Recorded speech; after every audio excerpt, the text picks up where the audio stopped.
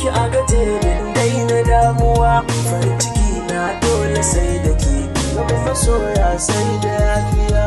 Ni da kai mun zama yan uwa, to gare ni ka daina damuwa, farin ciki na dole sai da kai, zama masoya sai da yafiya.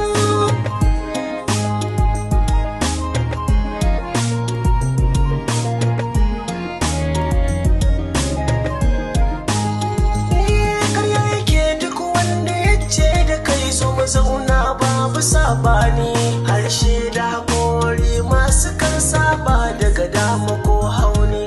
Na tuba ki yafe ni dan Allah, ki tausaya wa ɗan sani, farin ciki na sai da ke kin ga so ya sanya ni rudani, ya busar min da tantani, ke shaida ce kin gani, farin ciki na sai da ke shi yasa nake neman yafiya.